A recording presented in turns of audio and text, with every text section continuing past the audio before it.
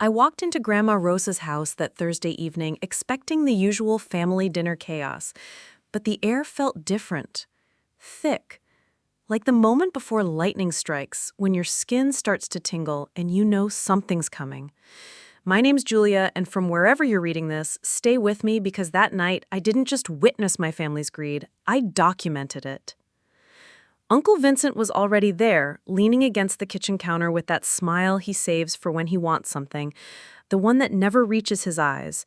Aunt Carmen sat at the table, her fingers drumming nervously against her coffee mug like she was sending Morse code distress signals. And Grandma Rosa, my beautiful, sharp-as-a-tack grandmother who taught me how to balance a checkbook when I was 12, kept asking the same question over and over. Before we jump back in, tell us where you're tuning in from, and if this story touches you, make sure you're subscribed, because tomorrow I've saved something extra special for you. Where are my papers? I had them right here yesterday. Vincent's voice dripped with fake concern. Abuela, you know how you get confused. We talked about this. I have all your important documents safe in my file cabinet. I watched Rosa's face crumple with frustration and something cold settled in my chest. This wasn't confusion. This was a woman who built a successful catering business from nothing, who immigrated here with $20 and a recipe book, who still remembered every customer's favorite dish from 30 years ago. She didn't just get confused about important papers. My phone sat on the counter where I'd placed it, the voice memo app already running. It had become a habit over the past few weeks, this quiet documentation. At first, I told myself I was being paranoid, that the changes I'd noticed in Rosa were just natural aging. But tonight, watching Vincent redirect every one of Rosa's questions with practiced ease, while Carmen avoided eye contact, I knew my instincts were right. "We need to talk about your future security, Mama," Carmen said, her voice barely above a whisper. "Vincent and I have been thinking..." "We've been thinking that maybe it's time for some changes," Vincent interrupted, shooting Carmen a warning look. "Some new arrangements that would make things easier for everyone." Rosa straightened in her chair, and for a moment I saw a flash of the woman who used to intimidate health inspectors and negotiate with suppliers. "What kind of arrangements? This is my house. These are my decisions." Of course," Vincent said, but his tone was the kind you use with children. "We just want to help you make the best choices. You know how complicated finances can get when memory starts to slip." The way he said it, so gentle and caring, would have fooled anyone who didn't know him. But I'd seen Vincent charm his way out of 3 different gambling debts in the past year. I'd watched him sweet-talk Rosa into lending him money for his business ventures that never materialized. This wasn't concern. This was strategy. "I don't need help with my finances," Rosa said, but her voice wavered with uncertainty. "I've been managing money since before you were born." Carmen cleared her throat. "Mama, you asked me yesterday if you'd already paid the electric bill, and last week you couldn't find your checkbook." "Because someone moved it," Rosa snapped, and I felt a surge of pride at her fire in her voice. "Someone keeps moving my things and then telling me I'm confused when I can't find them." Vincent and Carmen exchanged a look. A quick, guilty glance that lasted maybe 2 seconds, but my phone caught everything, the awkward silence that followed, the way Vincent immediately changed the subject to Rosa's medications, the way Carmen mentioned they'd already spoken with some people about Rosa's situation. "What people?" I asked, finally speaking up. "What situation?"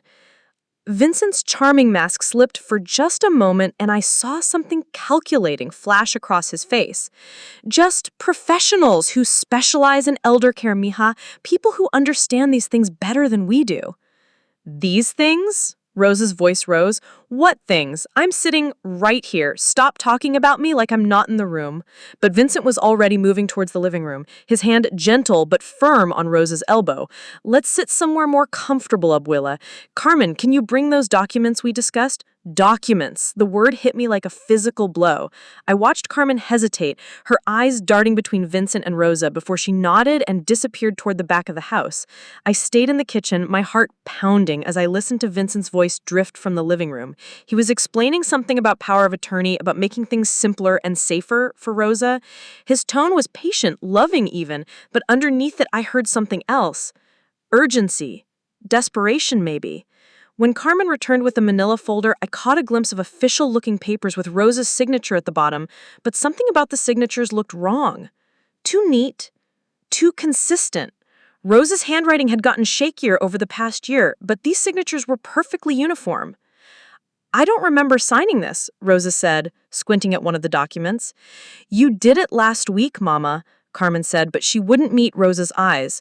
When we went to the lawyer's office, remember, we talked about making sure your education fund was protected. My blood went cold. My education fund was Rosa's most precious project, the money she had been saving since I was 5 years old. She talked about it constantly, how she wanted to make sure I could go to law school without debt, how education was the one thing no one could ever take away from me. I would remember signing something about Julia's fund, Rosa said, her voice getting stronger. I would never change anything about that without talking to Julia first. Vincent leaned forward, his voice dropping to that persuasive tone I'd heard him use on loan sharks. Abuela, we discussed this. You said you wanted to make sure the money was protected in case something happened to you. This just makes it easier to access when Julia needs it. Easier for who to access? Rosa asked, and I could have cheered at the sharpness in her voice. But before Vincent could answer, Carmen stood abruptly. I should start dinner, she said, practically fleeing toward the kitchen. I followed her, my phone still recording, and found her gripping the edge of the sink like it was the only thing keeping her upright. Carmen, I said quietly, what's really going on? She turned to me with tears in her eyes. Julia, we're just trying to help. Vincent says if something happens to Mama, if she gets really sick, having these arrangements in place will protect everyone. Protect everyone from what? From having everything tied up in probate, from lawyers taking all her money, from... She stopped, pressing her lips together like she'd almost said too much. From what, Carmen? From you having to deal with all this legal stuff while you're trying to focus on school, she finished, but it sounded rehearsed, hollow. Through the doorway, I could hear Vincent's voice continuing his gentle manipulation, and Rosa's responses getting more confused and uncertain. Whatever was in those documents, whatever Vincent was having her sign, Rosa's sharp questions were being worn down by his patient, persistent reassurance. I looked at my phone's recording timer, 43 minutes and counting. 43 minutes of Vincent treating Rosa like a child, of Carmen's nervous admissions, of references to lawyers and documents and new arrangements that no one had bothered to explain to me.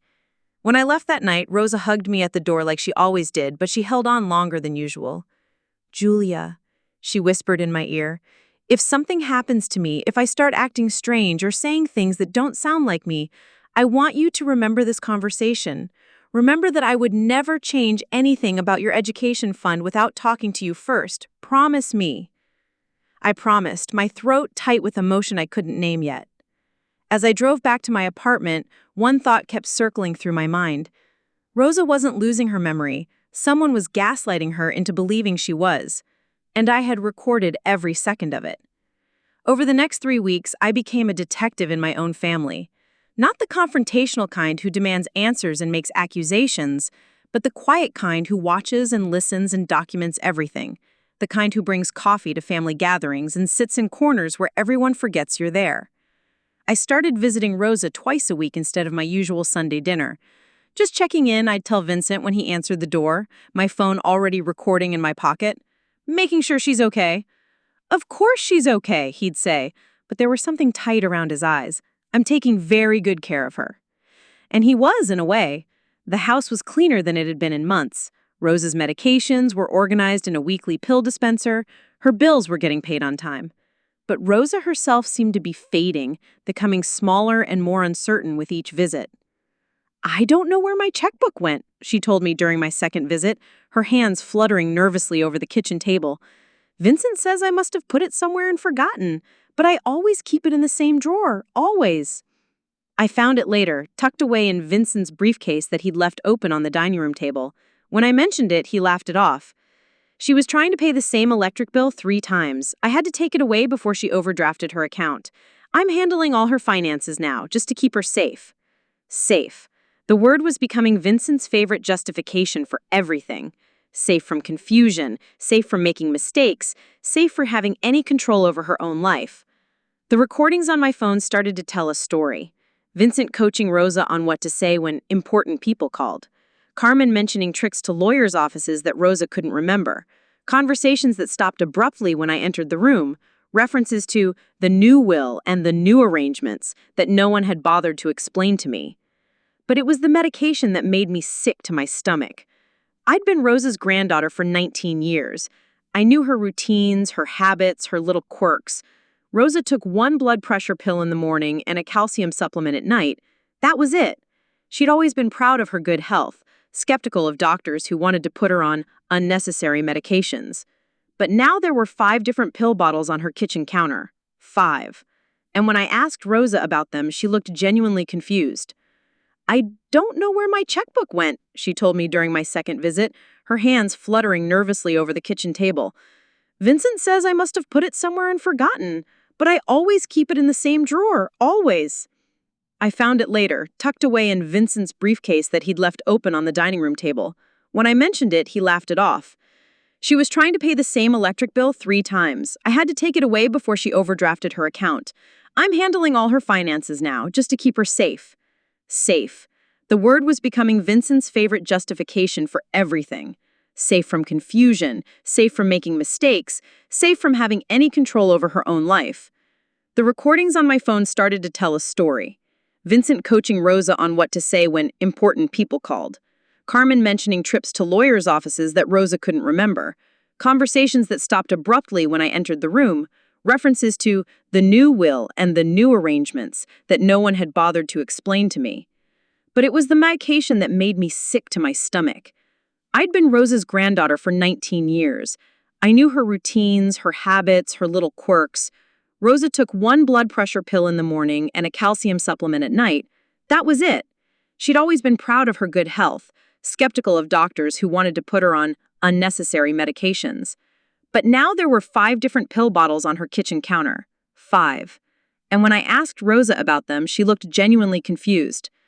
"I don't know where my checkbook went," she told me during my second visit, her hands fluttering nervously over the kitchen table. I took pictures of every medication bottle when Vincent wasn't looking. Later, I researched each one online. 2 were legitimate prescriptions for blood pressure and calcium. The other 3 were medications commonly used to treat severe dementia and anxiety disorders. Medications that, according to the medical websites I found, could cause confusion, disorientation, and memory problems in patients who didn't actually need them. My grandmother wasn't developing dementia. She was being drugged into it.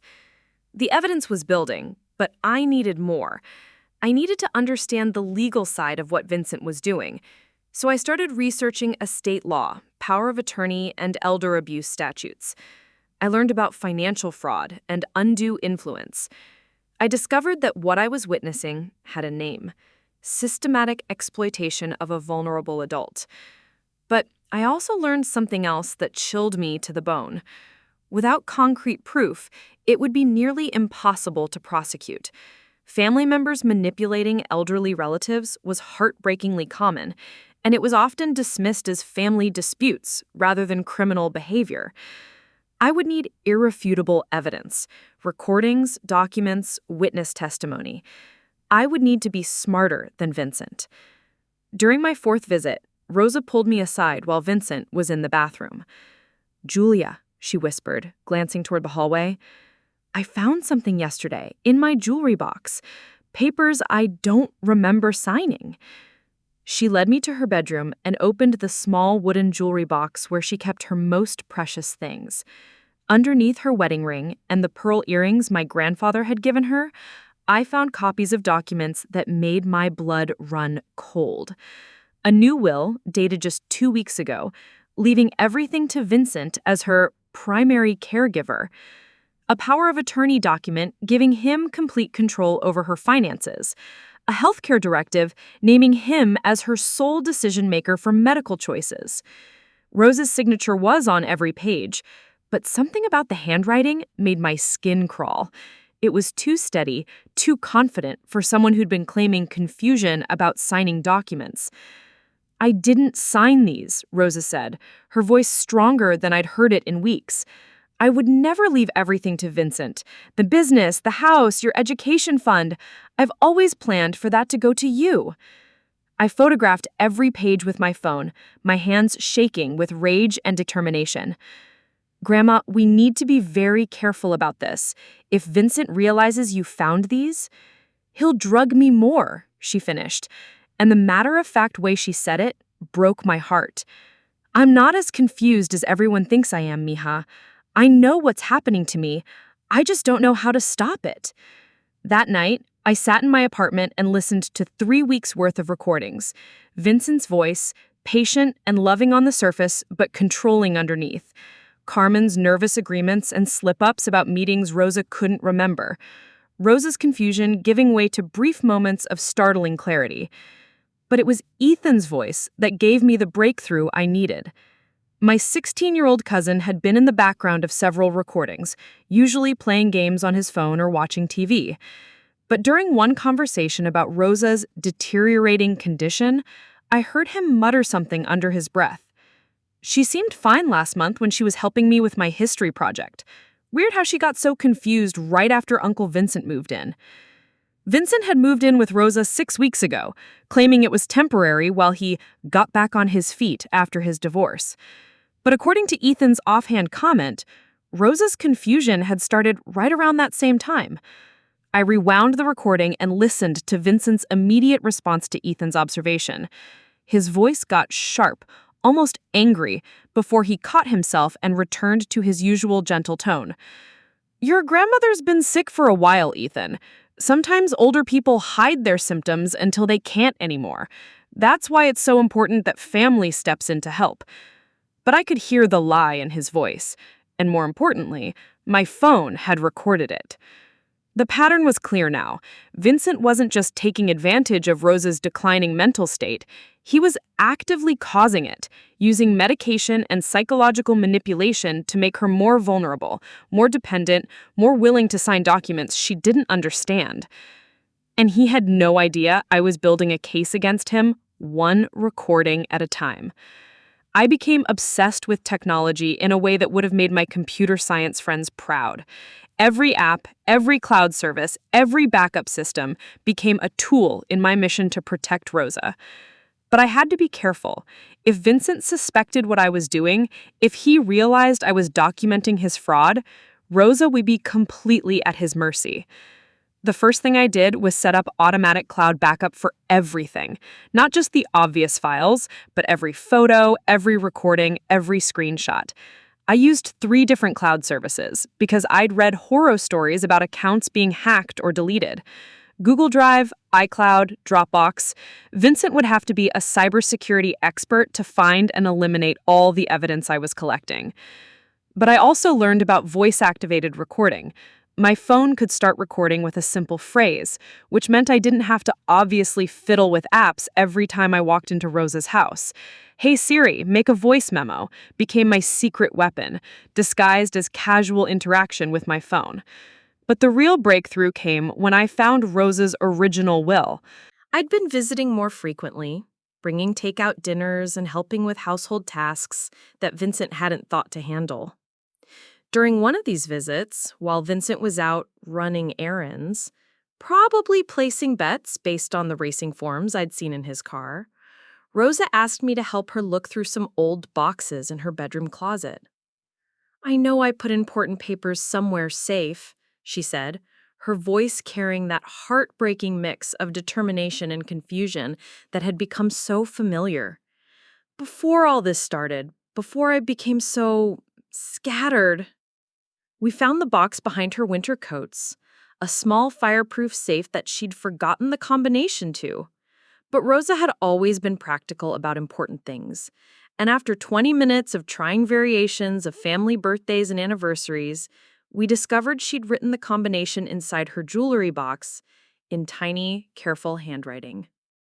Inside the safe was Rosa's real will, the one she'd had drawn up 3 years ago by Miss Thompson, the family lawyer who'd handled my grandfather's estate.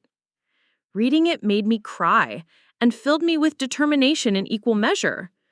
Rosa had left specific instructions about her business, her house, and most importantly, about my college and law school expenses. Not only was the money designated for my college and law school expenses, but she'd included a letter explaining her reasoning. She wanted me to become a lawyer who could help other vulnerable people, who could fight for those who couldn't fight for themselves. To my granddaughter, Julia, who has always shown wisdom beyond her years and compassion for those who need protection. I trust her to use this gift not just for her own success, but to defend others who find themselves voiceless in the face of those who would exploit them. Vincent's forged documents weren't just theft, they were the destruction of Rosa's deepest values and final wishes. I photographed every page of the real will, every paragraph of Rosa's letter, every legal notation that proved Vincent's documents were fraudulent. But I also did something else.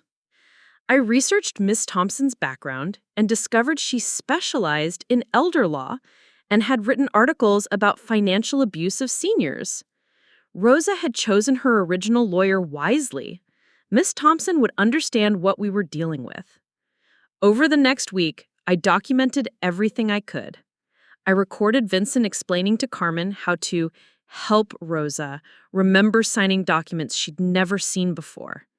I captured his phone conversations about speeding up the timeline and dealing with complications. I even managed to record him adjusting Rosa's medications, adding pills to her evening routine that she didn't remember her doctor prescribing. But it was Ethan who provided the most damning evidence, purely by accident. During a family dinner, while Vincent was in the kitchen and Carmen was helping Rosa to the bathroom, Ethan mentioned something that made my blood freeze. It's weird how Grandma Rosa got so much worse after Uncle Vincent started giving her those memory vitamins, he said, not looking up from his phone. Like, she used to help me with homework and remember all kinds of stuff about history. Now she can't even remember what she had for breakfast. I kept my voice casual, but inside I was screaming. Memory vitamins? Yeah, those white pills Uncle Vincent gives her every morning. He says they're supposed to help her brain, but they seem to make her more spacey. Like the opposite of what vitamins should do. Vincent's voice carried from the kitchen, where he was apparently listening to every word. Ethan, you know how medications work differently for different people? Sometimes things get worse before they get better. But I'd done my research. I knew what those white pills really were. Benzodiazepines, anti-anxiety medication that, when given to someone who didn't need it, could cause confusion, memory problems, and increased susceptibility to suggestion. In elderly patients, they could mimic the symptoms of dementia. Vincent wasn't just stealing from Rosa. He was systematically destroying her mind to make the theft easier. Preparing and narrating this story took us a lot of time. So if you are enjoying it, subscribe to our channel. It means a lot to us. Now, back to the story. That night, I organized everything I'd collected into a comprehensive file. Recordings categorized by date and topic, photographs of documents, medications, and forged signatures, timelines showing Rosa's decline in correlation with Vincent's increased control, research about the medications and their effects. I also found something that made me sick to my stomach. Vincent had been researching accelerated probate procedures and challenging mental competency in estate cases. He wasn't just planning to steal from Rosa while she was alive.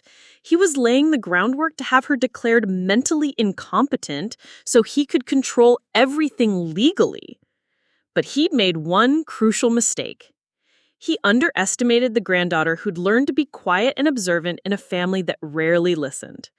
He'd dismissed me as just another family member who'd go along with his caring narrative. He had no idea that I'd been building a federal case against him, one cloud-backed recording at a time. The evidence was almost complete. I had proof of fraud, elder abuse, medication tampering, and financial exploitation. I had recordings of threats, admissions of guilt, and documentation of systematic manipulation. But I needed one more thing. I needed Vincent to confess his full plan on tape, in his own words, with witnesses present. I needed him to feel so confident in his control that he'd reveal everything. And I was starting to have an idea about how to make that happen. It was time to force Vincent's hand, to make him move faster than he wanted to. Because when people get desperate, they make mistakes. And when Vincent made his final mistake, I'd be ready to catch every word of it. Vincent called me on a Tuesday morning, his voice carrying that forced cheerfulness that made my skin crawl. "Julia, we need to have a family meeting about Rosa's situation. Tonight, 7 o'clock. It's time to make some important decisions." Important decisions. The phrase hit me like ice water, because I knew what it meant. Vincent was ready to execute his final play, to lock in whatever fraudulent arrangements he'd been building toward for months. My phone was already recording the call. Backup systems activated, cloud storage ready. "What kind of decisions?" I asked, keeping my voice neutral while my heart hammered against my ribs. "Medical decisions, financial decisions, the kind that families have to make when someone's condition deteriorates." He paused, and I could hear the calculation in the silence. "Rosa's getting worse, mija. We can't pretend anymore that she can handle her own affairs." Rosa wasn't getting worse. Rosa was being systematically destroyed, and Vincent wanted to formalize his control before anyone could stop him. But he didn't know I'd been documenting every step of his manipulation, building a case that would demolish his caring caregiver act. "I'll be there," I said, and meant it in ways he couldn't imagine. That evening, I arrived at Rosa's house with my phone fully charged, voice activation ready, and 3 different backup recording systems running. I'd learned to be redundant about everything, because Vincent had gotten paranoid lately, watching me more carefully, asking pointed questions about why I visited so often. Rosa was already seated at the dining room table when I walked in, looking smaller and more fragile than I'd ever seen her before. But her eyes met mine with a flash of the sharp intelligence that Vincent hadn't managed to completely suppress. And I saw recognition there. She knew something was wrong. She just didn't know how to fight it anymore. Vincent had laid out documents across the table, like he was presenting a business proposal. Carmen sat beside Rosa, her hands twisted in her lap, looking like she was about to be sick. The guilt was eating her alive, but not enough to make her stop enabling Vincent's fraud. "Julia, sit down," Vincent said, gesturing to the chair across from Rosa. "We need to discuss Rosa's care going forward." I sat, my phone positioned perfectly to capture everything, and watched Vincent transform into his most persuasive self. He spoke about Rosa's declining mental state with the kind of professional concern that would have convinced anyone who hadn't been documenting his systematic abuse. "The doctors are recommending more intensive care," he said, sliding papers toward Rosa. "And we need to make sure all her legal affairs are in order before her condition makes it impossible for her to make informed decisions." Doctors. Plural. But Rosa hadn't seen any new doctors. I'd been tracking her medical appointments, and the only physician visits had been routine checkups with her longtime family doctor who'd found no signs of cognitive decline. "What doctors?" I asked. "When did Rosa see these doctors?" Vincent's smile tightened, almost imperceptibly. "Specialists, Julia. People who understand these kinds of conditions better than a family doctor." "I don't remember seeing any specialists," Rosa said, her voice carrying a tremor that wasn't confusion, but fear. Carmen jumped in quickly, reading from what was obviously a prepared script. "Mama, you remember Dr. Martinez referred you to the neurologist. We talked about this." But Rosa was shaking her head, and for a moment the medication-induced fog seemed to clear completely. "I've never seen a neurologist.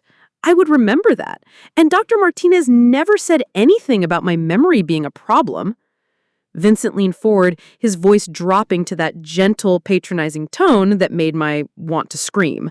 Abuela, this is exactly what we're talking about. You're forgetting important conversations, important appointments. That's why we need to put these protections in place. He pushed the documents closer to Rosa, and I caught a glimpse of the headers: power of attorney, healthcare directives, financial management agreements, everything designed to strip Rosa of any control over her own life while making Vincent the legal owner of everything she had worked for.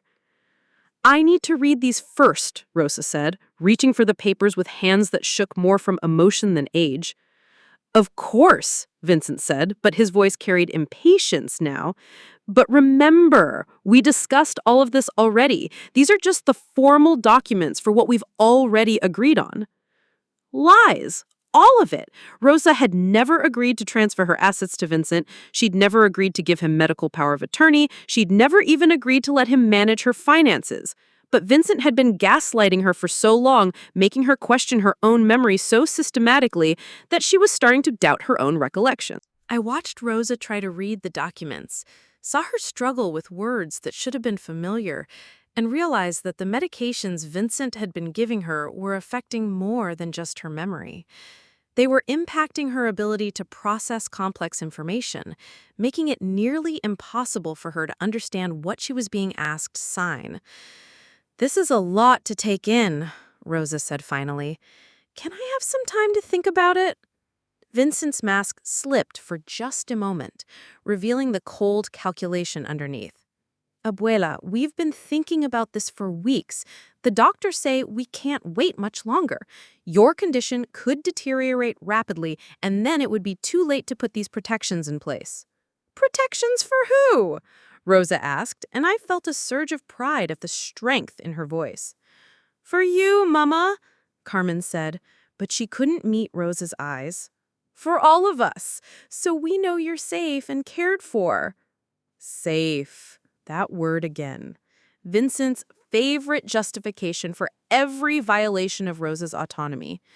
But Rosa was looking at the documents with growing alarm, and I could see her starting to understand the scope of what Vincent was trying to make her sign. "This says you would control everything," she said to Vincent. "My house, my business, my bank accounts, everything." "Only to protect it," Vincent said quickly, "only to make sure it's managed properly while you focus on getting better." "Better from what?" Rosa's voice was getting stronger, more like the grandmother who'd raised me. "What exactly is wrong with me that requires signing away everything I've worked for?" Vincent glanced at Carmen, who nodded slightly, and I realized they'd prepared for this moment. They had a story ready, a medical explanation that would justify the legal theft they were orchestrating. "The early stages of dementia, Mama," Carmen said softly. "The doctors explained that it's going to get worse, and we need to plan for that." But Rosa was already shaking her head. "I don't have dementia. I'm confused sometimes because of these pills Vincent gives me, but I don't have dementia." The room went completely silent. Vincent's face went pale, then flushed with anger. Carmen looked like she was about to cry. And Rosa, my beautiful, strong grandmother, looked directly at me with eyes that were completely clear and said the words that would change everything. "Julia, I think they're trying to steal from me." Vincent's reaction to Rosa's accusation was swift and vicious. The caring caregiver mask didn't just slip, it shattered completely, revealing the cold calculation underneath. "That's exactly the kind of paranoid thinking that proves you need help," he snapped, his voice sharp enough to cut glass. "You're accusing your own family of trying to steal from you. That's not rational, Rosa." But Rosa wasn't backing down. Whatever clarity had broken through the medication fog was holding strong, and she looked at Vincent with the steel I remembered from my childhood. "Maybe it's not paranoid if it's true." I sat frozen, my phone capturing every word, watching Vincent's desperation make him reckless. He was supposed to be the patient, loving nephew who only wanted what was best for his confused aunt. But Rosa's resistance was breaking his careful facade. "We're trying to help you," Vincent said, but his voice was rising now, losing the gentle control he'd maintained for months. Do you want to end up in some state facility when you can't remember your own name? Do you want strangers making decisions about your life? I want to make my own decisions, Rosa shot back, like I've been doing for 78 years. Carmen tried to intervene, her voice shaking. Mama, please. Vincent's right. We're just trying to plan for the future, to make sure you're protected. Protected from what? Rosa demanded. From living in my own house? From controlling my own money? From deciding my own medical care? Vincent slammed his hand on the table, making all of us jump. The documents scattered, and I saw Rosa flinch backward. That reaction, that moment of fear, seemed to snap something inside Vincent's brain. You're not competent to make these decisions anymore, he said, his voice cold and final. Everyone can see it. The confusion, the memory problems, the paranoid accusations. You need someone to take care of you, whether you like it or not. I'm not signing anything, Rosa said, pushing the papers away from her. Yes, you are. Vincent's voice dropped to a whisper that was somehow more frightening than his shouting. Because if you don't sign these documents willingly, I'll have you declared mentally incompetent. I'll testify about your deteriorating condition. Carmen will back me up. We'll get medical testimony about your need for supervision. Carmen gasped. Vincent, we never talked about... We're talking about it now. Rosa needs care, and if she won't accept it voluntarily, we'll get a court order. The threat hung in the air like poison. Vincent was revealing his full plan, the nuclear option he'd been holding in reserve. If Rosa wouldn't cooperate with his fraud, he'd have her declared incompetent and steal everything legally. But he was also revealing something else. His desperation. His timeline. The fact that he needed this to happen now, tonight, before something or someone stopped him. You can't do that, Rosa said, but uncertainty crept into her voice. I can and I will, Vincent replied, unless you sign these papers right now and accept the help your family is trying to give you. I watched this psychological terrorism unfold, documenting every threat, every manipulation, every moment of Vincent's true nature breaking through his careful disguise. But I also watched Rosa, saw her weighing her options, calculating whether she had the strength to fight a legal battle against her own family. What about Julia? Rosa asked suddenly, looking at me for the first time since the confrontation began. What about her education fund? Vincent followed Rosa's gaze, and I saw something shift in his expression.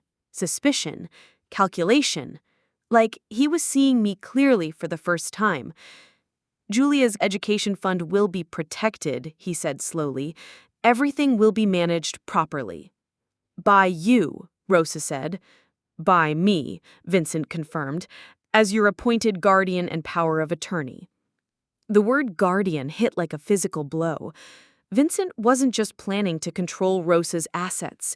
He was planning to control Rosa herself, to become her legal guardian with the power to make every decision about her life. I won't let you do this, Rosa said, but her voice was weaker now, the medications and exhaustion taking their toll. Vincent leaned across the table, his face inches from Rosa's. Sign the papers, or I'll have you committed to a memory care facility where the state will manage your assets while you spend your remaining years trying to remember your own name. The threat was brutal, specific, and terrifyingly plausible. Vincent had thought this through, planned for Rosa's resistance, prepared to destroy her completely if she wouldn't submit to his control. But he'd made one crucial mistake in his rage. He'd revealed everything in front of witnesses, on the record, with my phone capturing every word of his extortion and abuse. Rosa looked at the document in front of her, then at Carmen's tear-streaked face, then at Vincent's cold, triumphant expression. Her hand trembled as she reached for the pen. And that's when Vincent noticed my phone. Vincent's eyes locked onto my phone sitting on the table, And I watched realization dawn across his face like a toxic sunrise, all the pieces clicking into place. My frequent visits, my careful questions, my quiet presence during every family meeting. "Julia," he said, his voice deadly calm, "what's that?" I kept my expression neutral, but my heart was pounding so hard I was sure everyone could hear it. "What's what?" "Your phone. It's been sitting there this whole time. Recording." The accusation hung in the air like a live wire. Carmen's eyes went wide. Rosa looked confused but alert. And Vincent looked like a man who just realized he'd been walking into a trap for months. "I'm not recording anything," which was technically true since the recording was voice-activated and had been running automatically since I'd walked into the house. Vincent's laugh was sharp and bitter. "You're lying. You've been documenting everything, haven't you? All those visits, all those innocent questions. You've been building a case." He was right, of course. I had been building a case, a comprehensive, devastating case that would destroy his fraud and send him to prison. But I couldn't let him know how much evidence I'd already collected. "You're being paranoid," I said, borrowing his gaslighting tactics. "I came here for a family meeting about Grandma Rosa's care." "Don't lie to me!" Vincent's control finally snapped completely. He lunged across the table, his hand sweeping toward my phone. I reached for my phone at the same time, but Vincent was faster, angrier, more desperate. His hand connected with the device and sent it flying across the room. It hit the hardwood floor with a sickening crack, the screen shattering into a spiderweb of broken glass. The sound echoed in the sudden silence. Carmen gasped. Rosa cried out, and Vincent stood there breathing hard, staring at the destroyed phone like he'd just slain a dragon. "Vincent!" Carmen's voice was horrified. "What did you do?" "What I had to do," he panted. "She was recording us, documenting private family conversations without permission." "That phone cost $800, I said, letting genuine distress creep into my voice while internally celebrating Vincent's spectacular mistake. "Then buy a new one," he said dismissively, but I could see the relief flooding his face. He thought he'd destroyed the evidence. He thought he'd eliminated the threat. He had no idea that every second of his confession, every word of his threats and admissions, was already safely backed up in 3 different cloud storage systems. The broken phone wasn't a loss. It was evidence of his guilty conscience and violent tendencies. "I can't believe you just destroyed Julia's property," Rosa said, and her voice carried a strength that cut through the medication fog. "That's not the action of someone who's trying to help family." Vincent rounded on her as his patience completely exhausted. "Don't lecture me about helping family, Rosa. I've been taking care of you for months while Julia sits in her college apartment judging how I handle things." "Taking care of me?" Rosa's voice rose. "Is that what you call drugging me and stealing my documents?" "I never drugged you," he shouted, but the lie was obvious to everyone in the room. "I've been giving you medication that doctors prescribed." "What doctors?" I demanded. "Give me their names. Show me the prescriptions." Vincent's mouth opened and closed like a fish gasping for air. Because there were no doctors, no legitimate prescriptions, just medications he'd been obtaining illegally and administering to make Rosa more compliant. "This is insane," Carmen whispered, looking between Vincent and Rosa like she was seeing both of them clearly for the first time. "Vincent, what have we been doing?" "We've been protecting her," Vincent snapped. "Protecting her from herself, from her bad decisions, from ending up alone and confused with no one to help her." "By stealing from her?" Rosa asked quietly. "By managing her affairs responsibly." But Vincent's voice cracked on the words, and I could see him realizing how his care looked when examined under pressure. He turned back to me, his eyes wild. "And you, sitting there documenting everything like some kind of spy, your own family. How long have you been recording us?" I met his gaze steadily. "I haven't been recording anything." "Liar!" He gestured at the broken phone. "That's why you're here so much. That's why you ask so many questions. You've been building some kind of case against me." Against you? I let confusion color my voice. Why would I build a case against you? You're taking care of Grandma Rosa. But Vincent was too far gone to hear the irony. Because you want the money for yourself. You want Rosa's assets, and you're trying to paint me as some kind of criminal to get them. The projection was breathtaking. Vincent, who'd been systematically stealing from Rosa for months, was accusing me of being motivated by greed. But his accusation also revealed something crucial: his own guilty knowledge of exactly what crimes he'd been committing. I don't want Grandma Rosa's money, I said quietly. I want Grandma Rosa to be safe and healthy and in control of her own life. She can't be in control, Vincent exploded. She's sick. She's confused. She needs someone to make decisions for her. Someone like you? Rosa asked, and her voice carried decades of accumulated strength. Vincent stared at her for a long moment, and I watched him realize that his months of careful manipulation had just been destroyed by his own desperation and paranoia. Rosa was looking at him with clear eyes, seeing him for exactly what he was. Fine, he said finally. Fine. If you won't accept help willingly, we'll do this the hard way. I'll get guardianship. I'll get medical testimony. I'll prove you're incompetent to manage your own affairs. With what evidence? I asked quietly. Vincent's smile was cold and confident. With months of documented confusion, memory problems, and paranoid behavior. With testimony from family members who've witnessed her decline. With medical records showing her need for medication and supervision. But I smiled back, and something in my expression made Vincent's confidence waver. That's interesting, I said, because I'd love to see those medical records. Especially the ones showing legitimate prescriptions for the medications you've been giving her. Vincent went very still. Carmen was staring at him with growing horror, and Rosa, my beautiful, strong grandmother, looked at me with understanding dawning in her eyes. What medications, Vincent? What exactly have you been giving me? I drove home from Rosa's house with my hands shaking on the steering wheel, not from fear, but from pure adrenaline. Vincent thought he'd destroyed my evidence when he smashed my phone, but he'd actually just handed me the final piece of his own conviction.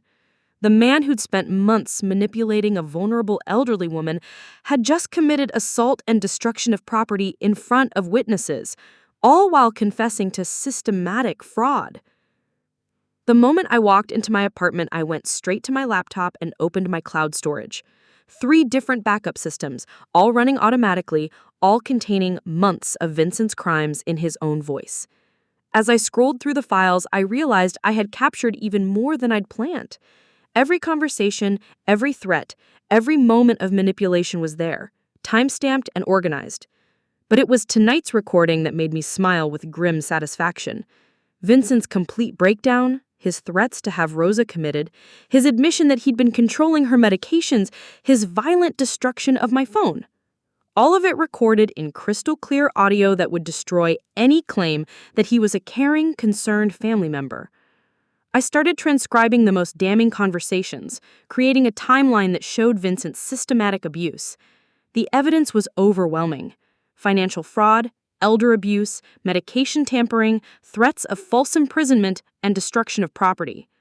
Vincent hadn't just committed crimes, he documented them by speaking freely in front of my recording device. Then I found something that made my blood run cold. In one of the earlier recordings, Vincent was on the phone with someone discussing accelerating the timeline because the girl is getting suspicious. The conversation revealed that Vincent had been planning this fraud for over a year, waiting for the right moment to execute it.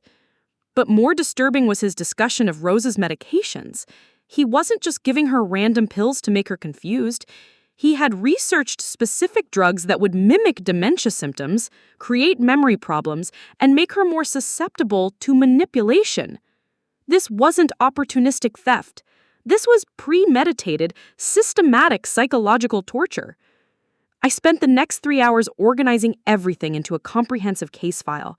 audio recordings sorted by date and content, photographs of forged documents, screenshots of my research into the medications Vincent had been administering, a detailed timeline showing Rosa's decline in direct correlation with Vincent's increased control over her household. By 3 in the morning, I had built a case that would make any prosecutor salivate.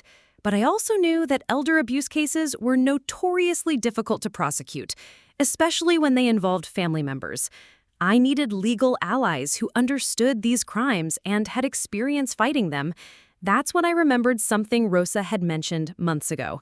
Her original estate attorney, Ms. Thompson, had specialized in elder law and had helped Rosa create her legitimate will 3 years earlier. If anyone would understand what Vincent was doing and know how to stop it, it would be someone who dedicated their career to protecting vulnerable seniors. I found Ms. Thompson's contact information in Rosa's old paperwork and spent the rest of the night preparing my presentation. I couldn't just call her and make accusations. I needed to present a professional, comprehensive case that would convince her to take immediate action. As the sun rose, I realized something that filled me with both pride and determination. I wasn't just Rosa's granddaughter anymore. I was her advocate, her protector, her voice in a system that too often ignored the exploitation of elderly people. Vincent had tried to silence Rosa by drugging her into confusion, but he'd created something much more dangerous. A young woman with a law school education, technological skills, and months of documented evidence of his crimes. The broken phone sitting on my desk wasn't a loss. It was a symbol of Vincent's desperation and proof of his guilty conscience. Because innocent people don't destroy evidence. They don't commit assault to stop recording devices. They don't threaten vulnerable elderly women with forced institutionalization. Vincent thought he'd won when he smashed my phone, but what he'd really done was sign his own confession. At 9 a.m. sharp, I called Ms. Thompson's office, my voice steady, despite the exhaustion and adrenaline coursing through my system. I need to speak with Ms. Thompson about elder abuse involving one of her former clients, Rosa Rivera. It's urgent. The receptionist tried to schedule me for the following week, but I interrupted. Ma'am, a vulnerable elderly woman is being systematically drugged and financially exploited by her family member as we speak. If Ms. Thompson specializes in elder law, she'll want to hear this immediately. 20 minutes later, I was sitting in Ms. Thompson's office, watching her face grow pale as she reviewed Rosa's original will and compared it to the forged documents I'd photographed.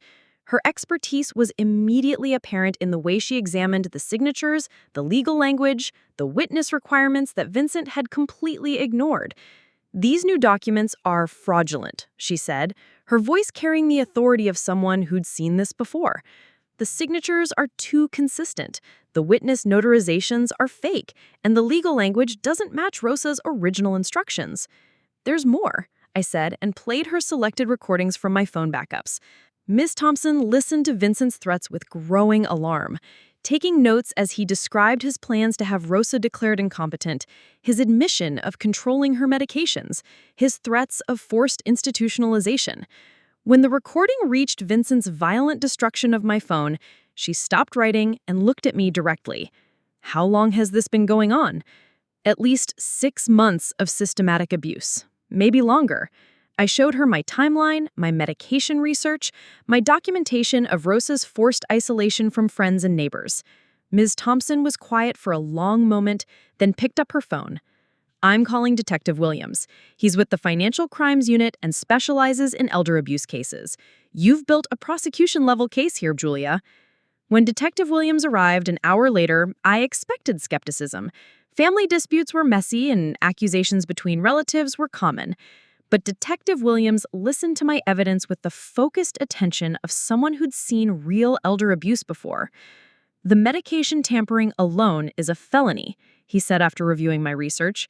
Adding the financial fraud, the forged documents, and the threats of false imprisonment, we're looking at multiple serious charges. He was particularly interested in Vincent's threats to have Rosa committed. False imprisonment of an elderly person is a federal crime, and if he's been drugging her to create symptoms of dementia, that's aggravated assault with the intent to commit fraud. Ms. Thompson leaned forward. What can we do to protect Rosa immediately? We can get an emergency protective order, and we can have Vincent arrested as soon as we execute a search warrant for Rosa's house. With this level of evidence, any judge will sign both orders. I felt something uncoil in my chest that I hadn't realized had been twisted tight for months. Professional validation, legal authority, the power to stop Vincent's abuse and protect Rosa from further harm. There's one more thing, I said. Vincent threatened to accelerate his timeline because he thinks I'm getting suspicious. Rosa might be in immediate danger. Detective Williams stood up, his demeanor shifting to operational urgency. Then we move today. I'll get the protective order and search warrant expedited.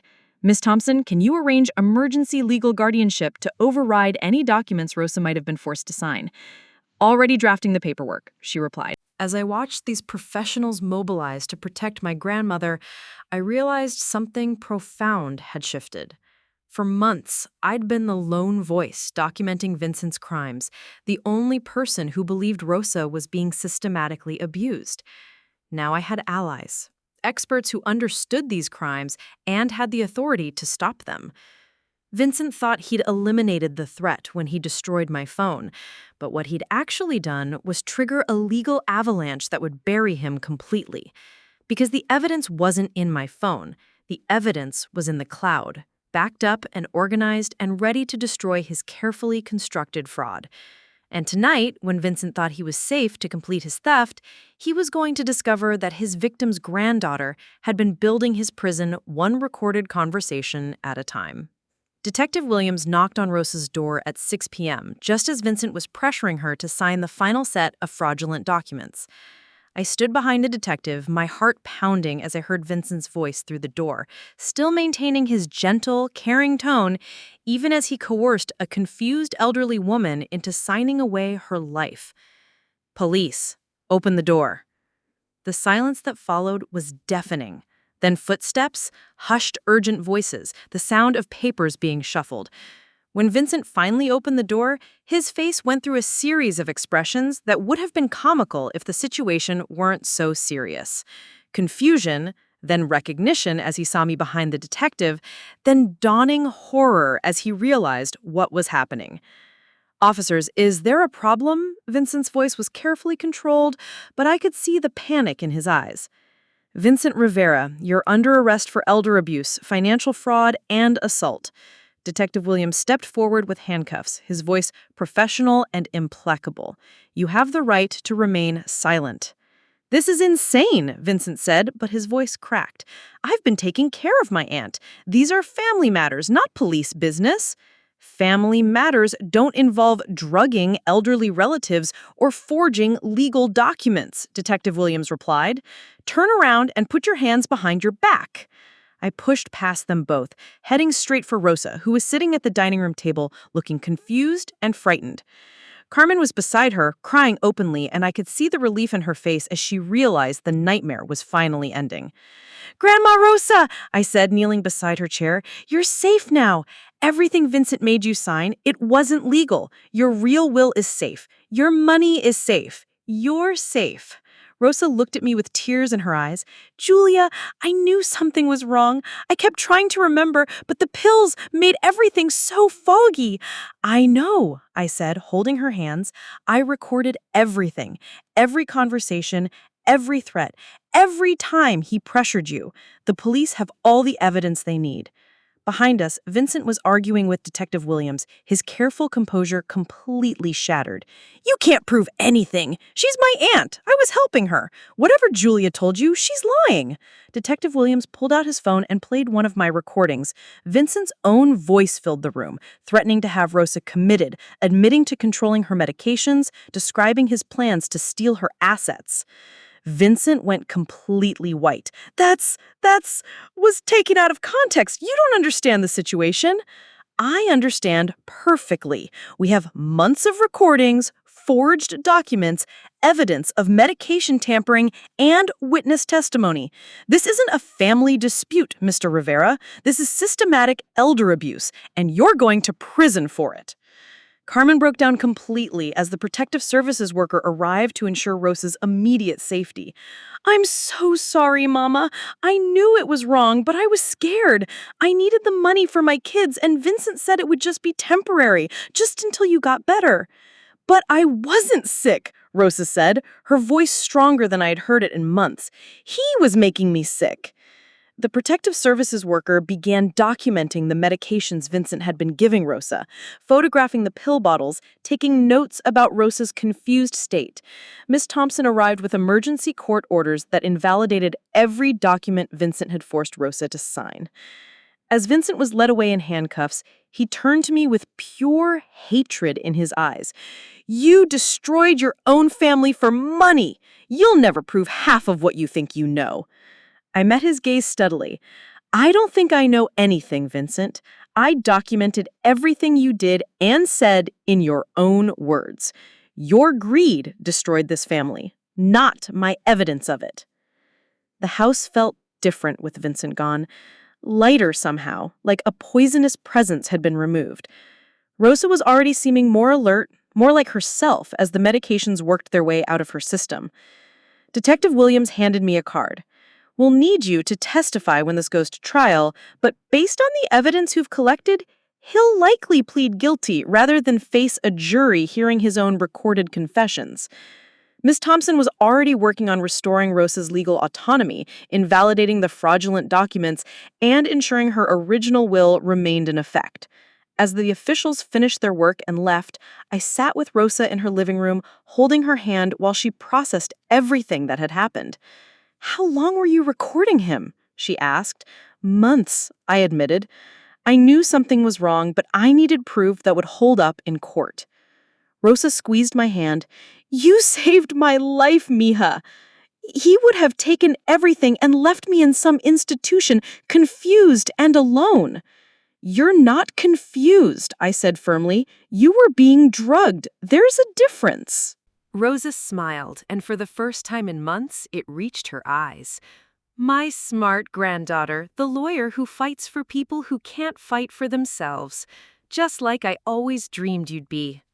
The broken phone on the coffee table caught the evening light, its shattered screen reflecting our faces. Vincent had destroyed it thinking he was eliminating evidence, but it had become something else entirely. Proof of his guilty conscience. Proof that innocent people don't destroy recording devices. Proof that justice sometimes comes from the most unexpected places. My grandmother was safe.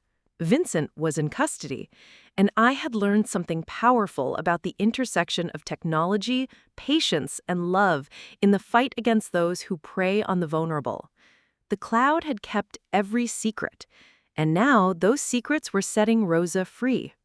6 months after Vincent's arrest, I stood in the courthouse watching him accept a plea deal that would send him to prison for 8 years. 8 years for systematically drugging and stealing from his own aunt, for psychological torture disguised as caregiving, for nearly destroying a woman who'd never done anything but work hard and love her family. The judge read the charges with the kind of disgust reserved for people who prey on the vulnerable.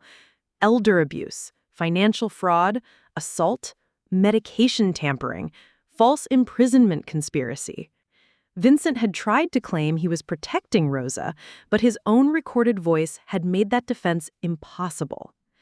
"Mr. Rivera," the judge said, looking down at Vincent with obvious contempt, "you systematically exploited a woman who trusted you, drugged her to create artificial symptoms of dementia, and attempted to steal her life savings.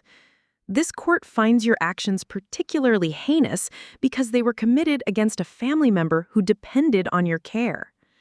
Vincent stood there in his orange jumpsuit, no longer the charming manipulator who'd fooled everyone for months. Prison had stripped away his fake concern and revealed him for what he always was, a predator who saw his elderly aunt as nothing more than a bank account to be drained. Carmen sat in the gallery behind me, having testified for the prosecution in exchange for a reduced sentence. Her cooperation had been crucial, providing witness testimony about Vincent's planning and admitting her own reluctant participation.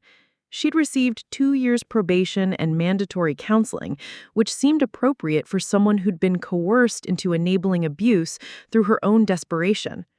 But the real victory was sitting beside me. Rosa, looking healthier and sharper than she had in over a year, watched Vincent's sentencing with satisfaction rather than vindictiveness. The removal of his toxic influence and fraudulent medications had been like watching someone wake up from a nightmare. Her cognitive function had returned almost completely once the drugs cleared her system.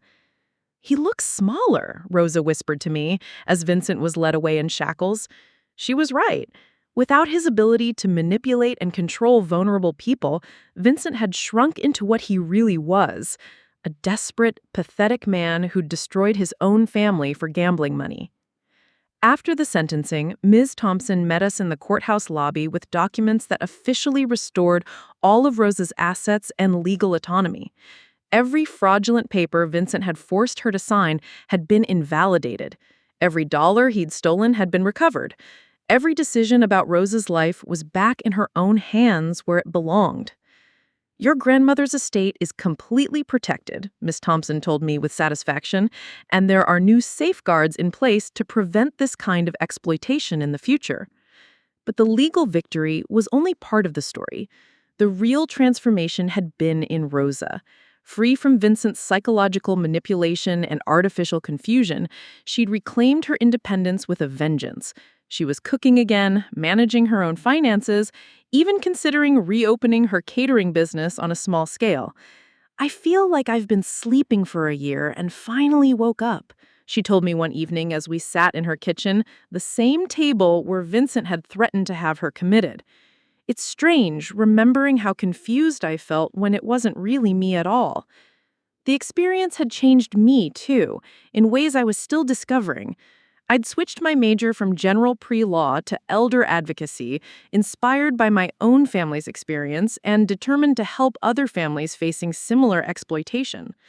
The detective work skills I developed while building Vincent's case had proven invaluable in my coursework on investigative techniques and evidence collection. But more than that, I'd learned something profound about the power of patient observation over reactive confrontation. If I had accused Vincent of fraud during those early family dinners, he would have simply denied everything and found subtler ways to abuse Rosa.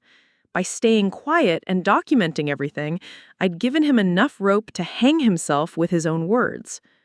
Detective Williams had offered me an internship with the Financial Crimes Unit, working specifically on elder abuse cases. "You have an instinct for this work and personal experience with how these crimes actually unfold in families." I had accepted immediately. There were other Rosas out there, other vulnerable people being systematically exploited by those who claimed to love them. And there were other Vincents, charming manipulators who used family bonds as weapons against their own relatives. Ethan had surprised everyone by becoming one of the prosecution's most effective witnesses. His casual observations about Rosa's decline correlating with Vincent's care had provided crucial timeline evidence. More importantly, the experience had matured him in ways that impressed everyone who knew him. "I never want to be the person who sees something wrong and doesn't speak up," he told me after Vincent's sentencing. "You taught me that staying silent about injustice makes you part of it." That evening, Rosa and I sat in her living room going through old photo albums, a ritual we'd resumed after months of her being too confused to remember the stories behind the pictures. But now she was narrating every image with perfect clarity, her memories sharp and intact despite Vincent's attempts to destroy them. "This is from your college graduation," she said, pointing to a picture of us together. "I was so proud that day, knowing you were going to become a lawyer who fights for people like me."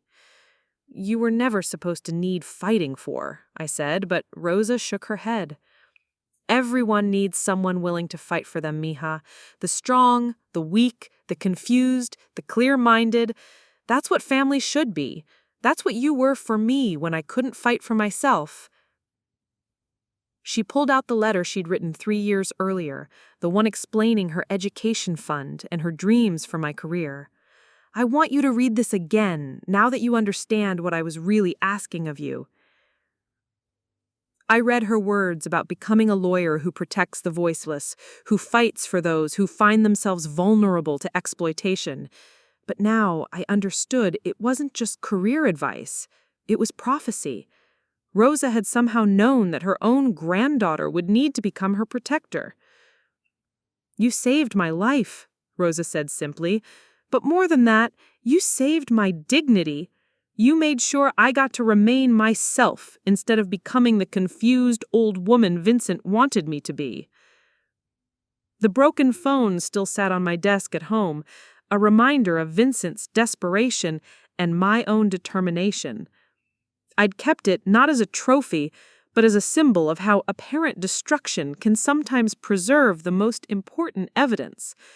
Vincent thought he'd eliminated the threat when he smashed my phone, but he'd actually just provided the final proof of his own guilt. 6 months later, I was working with 5 other families facing similar exploitation. Each case was different, but the patterns were always the same: isolation, manipulation, gaslighting, and systematic theft from people whose only crime was trusting the wrong family member. But now I knew how to fight back. Patience, documentation, building alliances with legal professionals who understood these crimes. Most importantly, never giving up on the victims, never accepting that confusion or vulnerability made someone less deserving of justice and dignity. Rosa's case had ended with Vincent in prison and our family healing from his betrayal, but it had also begun something larger. A mission to protect other vulnerable people from predators who disguise themselves as caregivers. The cloud had preserved every secret, every confession, every moment of Vincent's systematic abuse. And now those preserved secrets were helping other families find their own justice, one documented conversation at a time. Justice wasn't just about punishment. It was about restoration, protection, and making sure the most vulnerable people in our society had voices strong enough to defend them. My grandmother had raised me to fight for others. Vincent tried to destroy her. But in the end, Rosa's values had triumphed, and her granddaughter had become exactly the lawyer she'd always dreamed I would be. One willing to fight for those who couldn't fight for themselves. One patient enough to build unshakable cases. One who understood that sometimes the most powerful weapon against injustice is a quiet voice that never stops recording the truth. Up next, you've got 2 more standout stories right on your screen. If this one hit the mark, you won't want to pass these up. Just click and check them out. And don't forget to subscribe and turn on the notification bell so you don't miss any upload from us.